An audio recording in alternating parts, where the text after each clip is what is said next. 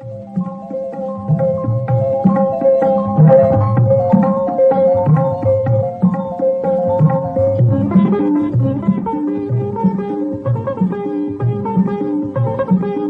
दोस्तों, एक नई यात्रा पर, जहाँ खेल, कहानियाँ, जानकारी और गीत होंगे साथ। शिवाजी की तलवार से प्रेरणा ले, मातृभाषा को सम्मान देने का संकल्प ले। आओ सुने, आओ सीखे, अपने सपनों को पूरा करें। स्वागत है आपका आज के हमारे रेडियो प्रोग्राम में। तो मैं हूँ आपका दोस्त एकाक्ष कनकानी और मेरे साथ है ऋषि पांडे। और हेलो दोस्तों, मैं हूँ आपके साथ सुहानी धापा।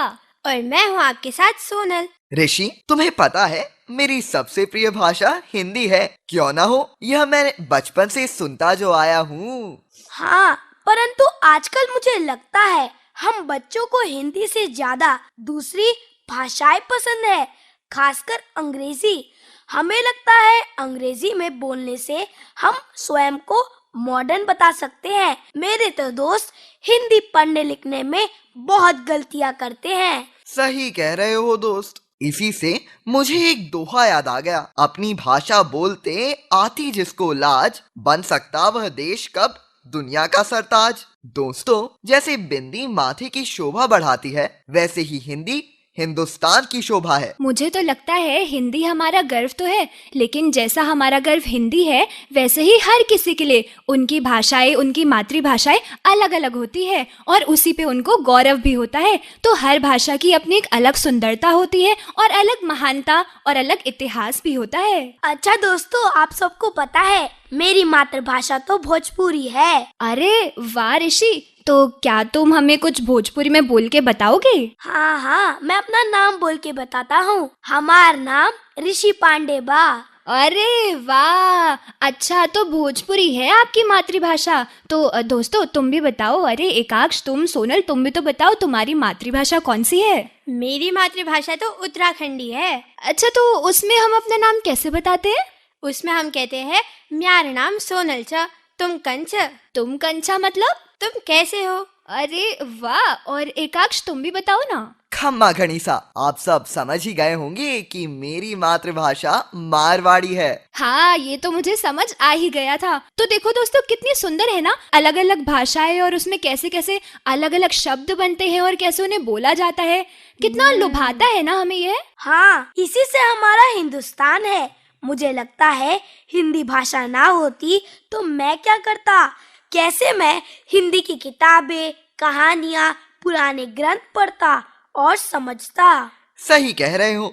वर्ण मिले तो शब्द बने, शब्द मिले तो वाक्य, जगह जगह मात्राओं के संग बनते नए प्रसंग। फरवरी का दिन यह खास है, कहलाता है अंतर्राष्ट्रीय मातृभाषा दिवस। मातृभाषा की महिमा अपरंपार, भारत की आत्मा में बसी है यह धार। हिंदी, तमिल, तेलुगु, मराठी और अन्य शक्ति हमारी एकता की, चाहे भाषाएं हो विभिन्न। मातृभाषा की सुंदरता अनोखी, संस्कृति और परंपरा की डोर को पिरोती करके इसकी महिमा का गुणगान दे हम इसे भरपूर सम्मान।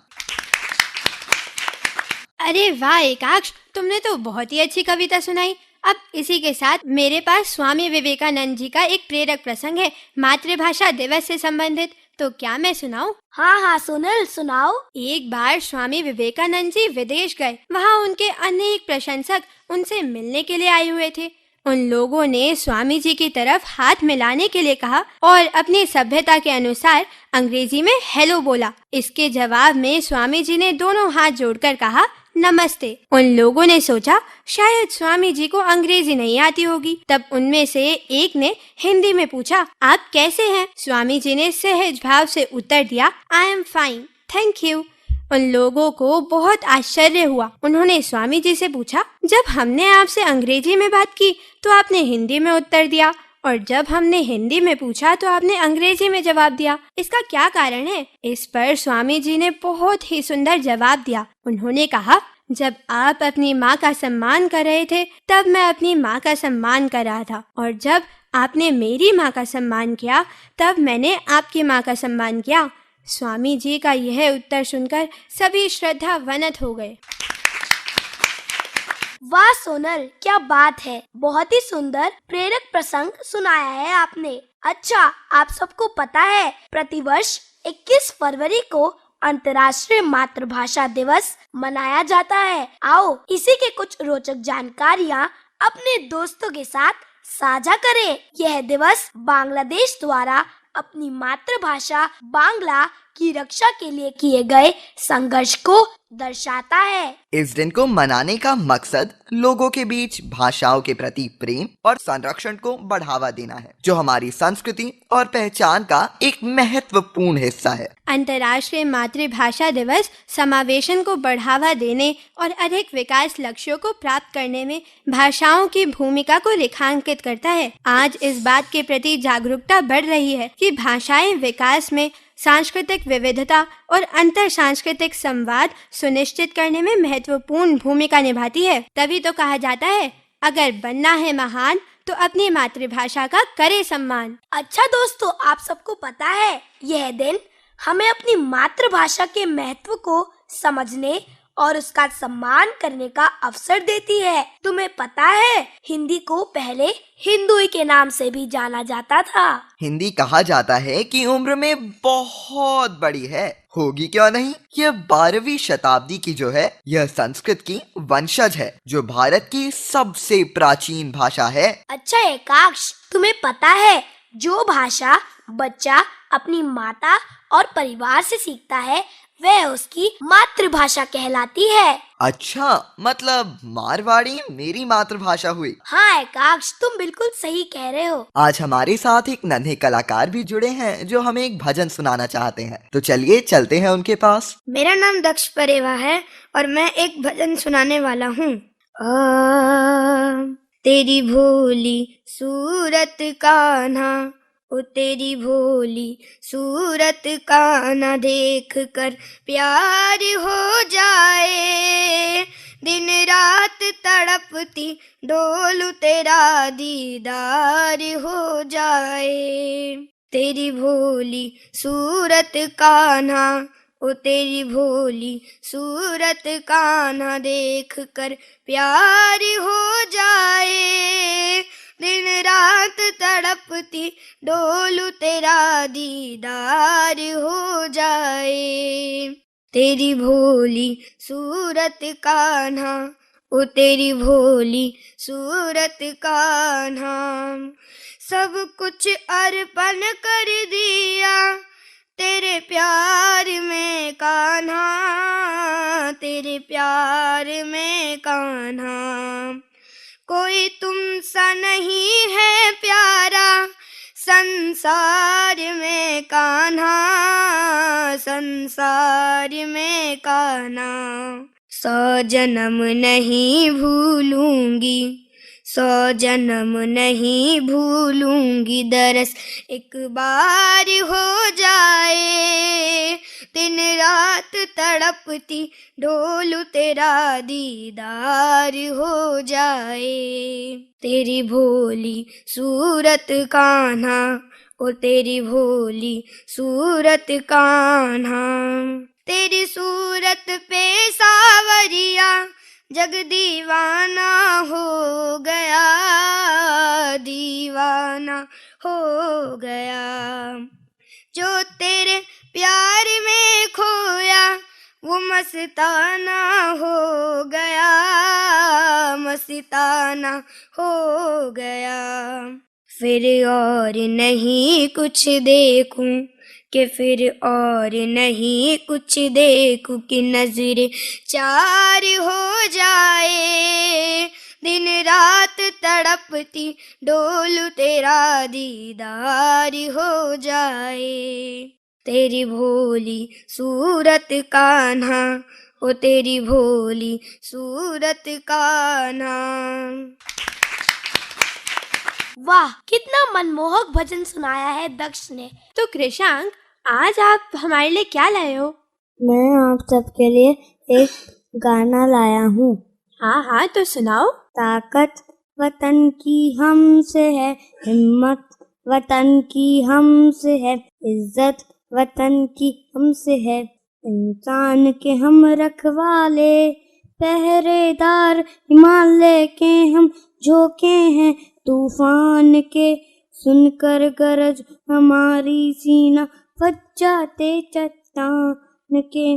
पहरेदार हिमालय के हम झोंके हैं तूफान के, सुनकर गरज हमारी सीना फट जाते चट्टान के। ताकत वतन की हमसे है, हिम्मत वतन की हमसे है, इज्जत वतन की हमसे है, इंसान के हम रखवाले, सीना है फौलाद का अपना, फूलों जैसे दिल है, तन में विंध्याचल का बल है, मन में ताज महल है। सीना है फौलाद का अपना, फूलों जैसे दिल है, तन में विंध्याचल का बल है, मन में ताज महल है।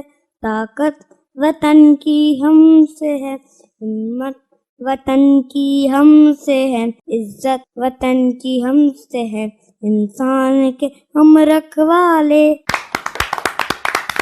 अरे वाह कृषांक, अब बात हो रही है तो क्यों ना उस टॉपिक पर भी चर्चा करें जो आजकल के सबसे टॉप मोस्ट प्रायोरिटी में से है। जी हाँ, मैं बात कर रही हूँ कुंभ मेले और कुंभ यात्रा की, जिसका आयोजन 6, 12 या 144 वर्षों बाद होता है, क्योंकि इसका रिलेशन बृहस्पति ग्रह के रिवॉल्यूशन से रिलेटेड है। तो चलिए इस पे मैं आपको एक गीत सुना देती हूँ। जय गंगे तारिणी जगत जननी पाप हरणी अगम बरनी। जय गंगे तारिणी जगत जननी पाप हरणी अगम बरनी। बैकुंठ की शान जय गंगे तारिणी।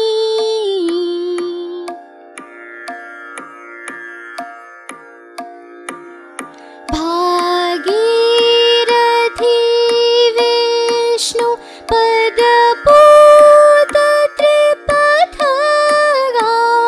भागीरथी विष्णु पद पूत त्रिपथगा। जानवी मानवी जग जानी जग मानी। जय गंगे तारिणी।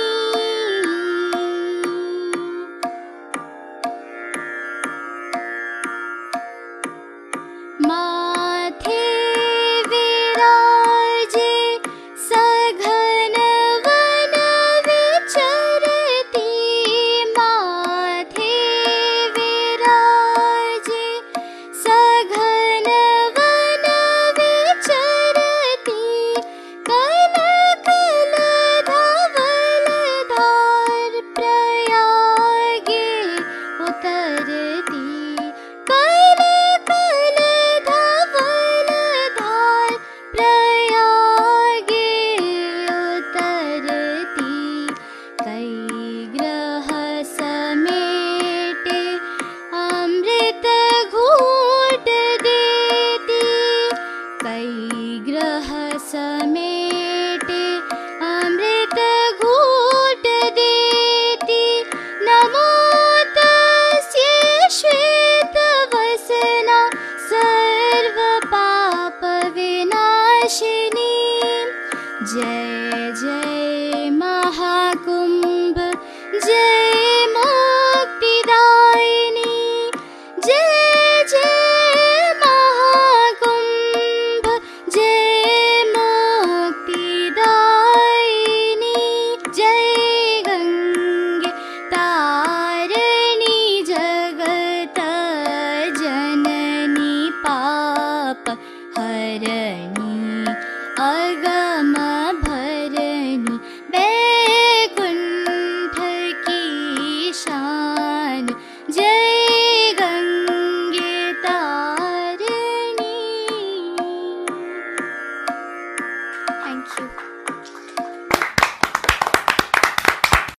करती हूँ आपको यह गीत पसंद आया होगा। मातृभाषा की बातें करते करते तो हम भूल ही गए ऋषि कि 19 फरवरी को क्या है। मुझे पता है एकाक्ष, 19 फरवरी को छत्रपति शिवाजी महाराज जी की जयंती मनाई जाती है। उनका जन्म 19 फरवरी 1630 को शिवनेरी दुर्गे पुणे महाराष्ट्र में हुआ था। उनका पूरा नाम शिवाजी राजे भोसले था। हाँ ऋषि, तुमने बिल्कुल सही कहा। उनके पिता का नाम शाहजी और माता का नाम जीजाबाई था। शिवाजी पर उनकी माँ के धार्मिक गुणों का गहरा प्रभाव था। हाँ एकाक्ष, शिवाजी ने अपनी वीरता और राजनीति से अपनी एक अलग ही पहचान बनाई थी। शिवाजी महाराज का जीवन हम सब के लिए एक मिसाल है। उन्होंने न सिर्फ अपनी सेना की नई रूपरेखा तैयार की, बल्कि हर किसी की ये सिखाया कि असली ताकत अपने लोगों के साथ में है। शिवाजी महाराज गुरिल्ला रणनीति में निपुण थे और उन्होंने 260 किलो पर विजय प्राप्त की। यह उसको दर्शाता है। बिल्कुल सही कहा ऋषि तुमने। मेरे पास शिवाजी महाराज के जीवन से जुड़ा एक प्रेरक प्रसंग है जो मैं तुम सभी को सुनाने के लिए उत्सुक हूँ। बात उन दिनों की है जब छत्रपति शिवाजी महाराज मुगलों के विरुद्ध छापामार युद्ध लड़ रहे थे। एक दिन रात को वे थके हुए एक वनवासी बुढ़िया की झोपड़ी में पहुंचे। शिवाजी ने उस वृद्ध महिला से कुछ खाने के लिए मांगा। बुढ़िया के घर में केवल चावल ही थे। उसने चावल पकाए और उसे वही और परोस दिए। शिवाजी बहुत भूखे थे, सो झट से चावल खाने के लिए आतुरता में उंगलियां जला बैठे। हाथ की जलन शांत करने के लिए फूंकने लगे। यह देख बुढ़िया ने उनके चेहरे की ओर गौर से देखा और बोली, सिपाही, तेरी सूरत शिवाजी जैसी लगती है और साथ ही यह भी लगता है कि तू उसी की तरह मूर्ख है। वृद्ध महिला की बात सुनकर शिवाजी चौंक गए। उन्होंने बुढ़िया से पूछा, भला शिवाजी की मूर्खता तो बताओ और साथ ही मेरी भी। बुढ़िया ने उत्तर दिया, तुमने किनारे से थोड़ा थोड़ा ठंडा भात खाने की बजाय बीच के सारे भात में हाथ डाल लिया और उंगलियां जला ली। यही मूर्खता शिवाजी करता है। वह दूर किनारों पर बसे छोटे छोटे किलो को आसानी से जीतते हुए शक्ति बढ़ाने की अपेक्षा बड़े किलो पर धावा बोलता है और हार जाता है। शिवाजी को अपनी रणनीति की विफलता का कारण समझ में आ गया। उन्होंने बुढ़िया की सीख मानी और पहले छोटे लक्ष्य बनाए और उन्हें पूरा करने की नीति अपनाई। इस प्रकार उनकी शक्ति बढ़ी और अंततः वे बड़ी आसानी से विजयी हुए। दोस्तों, आइए सुनते हैं बाल कहानी।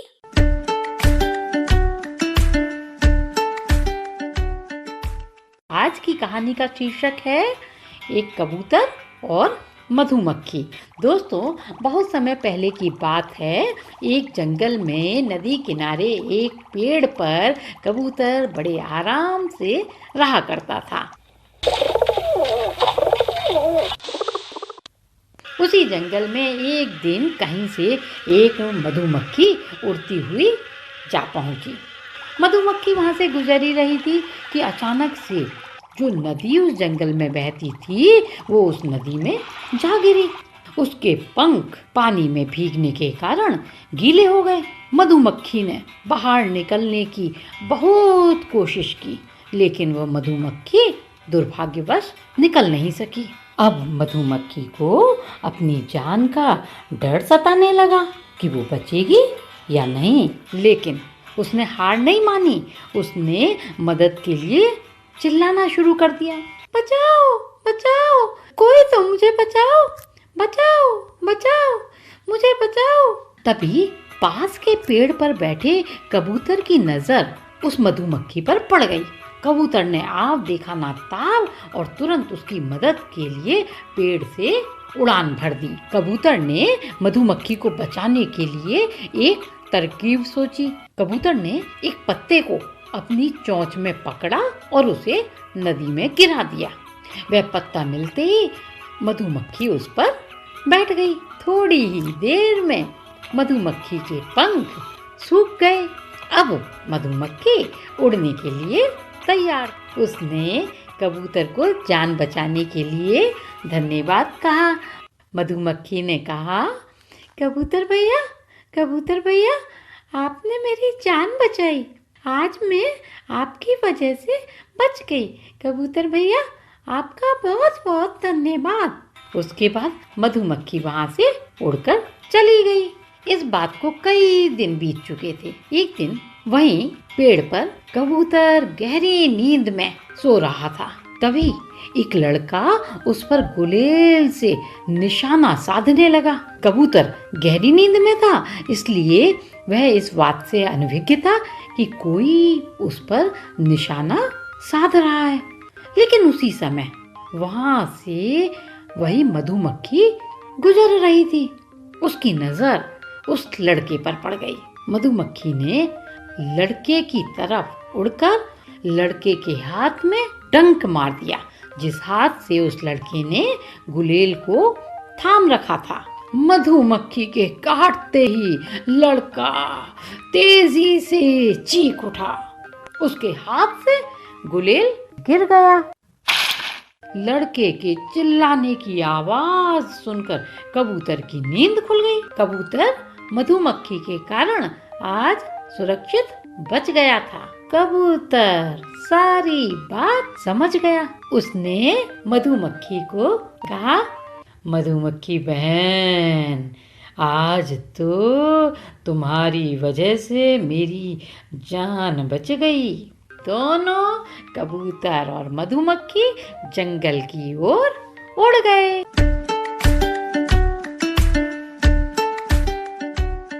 मित्रों, अब हम बहुत सारी ज्ञानवर्धक बातें कर चुके हैं, तो चलिए कुछ चुटकुले भी हो जाए। हाँ पिता, पेपर कैसा गया? बेटा, पहला सवाल छूट गया, तीसरा आता नहीं था, चौथा करना भूल गया, पांचवा नजर नहीं आया। पिता, और सवाल 2?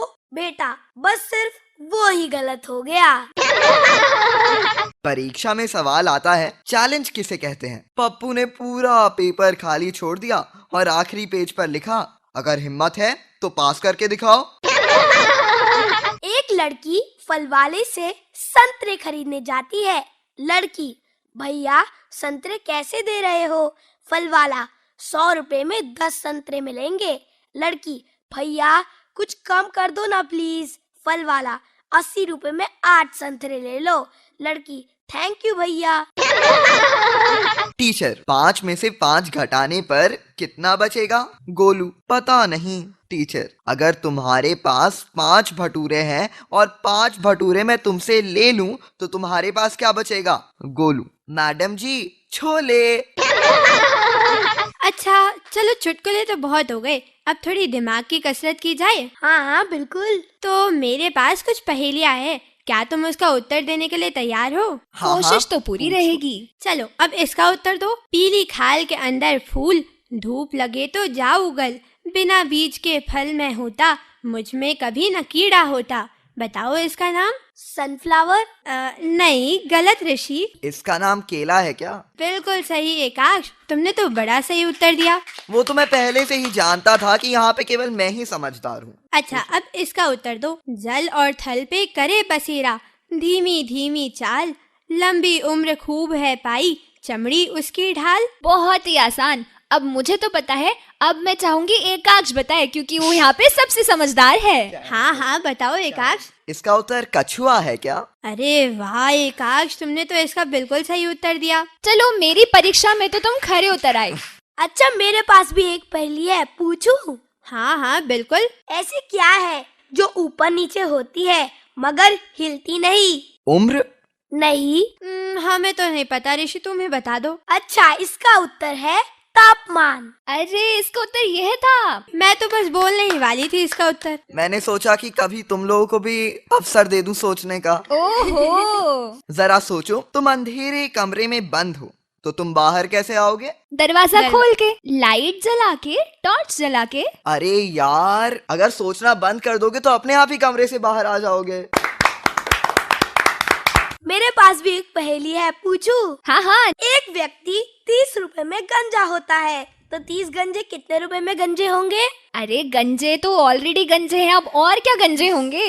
बिल्कुल सही जवाब दिया। अरे अरे, क्या आप तैयार हैं हंसने, गाने और ढेर सारी नई बातें सीखने के लिए। उसके लिए तो हम हमेशा तैयार रहते हैं। तो फिर सीट बेल्ट बांध लो, क्योंकि हम उड़ान भरने वाले हैं मस्ती की दुनिया में। मस्ती की दुनिया?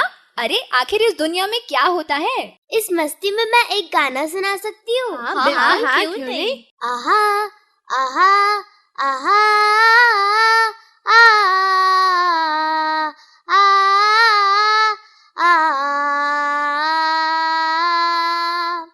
आ मिलकर चलो साथी, हमें वो दिन लाना होगा, सुनहरा सुनहरा नया जमाना होगा। मिलकर चलो साथी, हमें वो दिन लाना होगा, सुनहरा सुनहरा नया जमाना होगा। यहाँ न कोई गम सहे, यहाँ न कोई दुखी रहे, किसी के भी दिल पे कभी लागे नहीं ठेस। स्वर्ग से प्यारा कभी होगा मेरा देश, मेरा प्यारा प्यारा सपनों भरा देश, मेरा प्यारा प्यारा सपनों भरा देश, मेरा प्यारा प्यारा सपनों भरा देश, मेरा प्यारा प्यारा सपनों भरा देश, मेरा प्यारा प्यारा सपनों भरा देश, मेरा देश, मेरा प्यारा प्यारा सपनों भरा देश, मेरा देश, मेरा प्यारा प्यारा सपनों भरा देश, मेरा प्यारा प्यारा सपनों भरा देश। होगा अगर कोई दुश्मन दुश्मन करेगा जो प्यारे प्यारे देश का खंडन, उसको कसम हम न कभी छोड़ेंगे। माटी वतन की चंदन चंदन, लाखों शहीदों की आशा को दर्पण, प्राणों का अर्पण इसके लिए कर देंगे। मेरा सपन भरा देश, रंग रंग भरा देश, मेरा सपन भरा देश, रंग रंग भरा देश। मंदिर मस्जिद ये गुरुद्वारे, तीर्थ है ये हमारे तुम्हारे। आसमान नीला नीला झूमे ऊंचे ऊंचे पहाड़, सजी दुल्हन की तरह आए बाहर। आसमान नीला नीला झूमे ऊंचे ऊंचे पहाड़, सजी दुल्हन की तरह आए बाहर। चंचल चंचल नदी बहे, बहते बहते हमसे कहे, बोलिया कितनी यहाँ अलग अलग वेश, फिर भी ये दिल गीत गाए, यह मेरा देश, मेरा प्यारा प्यारा सपनों भरा देश, मेरा प्यारा प्यारा सपनों भरा देश। अरे वाह सारिका, तुमने तो इस मस्ती की दुनिया में देशभक्ति का भाव जगा दिया। और मुझे लगता है अगर कोई मस्ती की दुनिया होती होगी ना, तो वहाँ पे यही होता होगा। ऐसे गाने होते होंगे, ऐसी मस्ती होती होगी, कहानी कविता गीत होते होंगे, है ना दोस्तों? सुहानी, तुमने बिल्कुल सही कहा। हाँ तो निवांशी, तुम इस मस्ती की दुनिया में हमारे श्रोताओं का मनोरंजन करने के लिए क्या लाई हो? देती हमें आजादी पे ना खरक पे ना थाल, साबरमती के संत तूने कर दिया कमाल। आंधी में भी चलती रहे कांधी तेरी मशाल, साबरमती के संत तूने कर दिया कमाल। धरती पे लड़ी तूने अजब ढंग की लड़ाई, ताकि ना कहीं तोप ना बंदूक चलाई। दुश्मन के किले पर भी ना की तूने चढ़ाई, बाहरे फकीर खूब करामात दिखाए। चुटकी में दिया दुश्मनों को देश से निकाल, साबरमती के संत तूने कर दिया कमाल। देती हमें आजादी पे ना खरक पे ना थाल, साबरमती के संत तूने कर दिया कमाल। धन्यवाद। अरे वाह, तुमने तो बड़ा अच्छा गाना सुनाया। तो दोस्तों, आज का हमारा कार्यक्रम यहीं खत्म होता है। जय हिंद।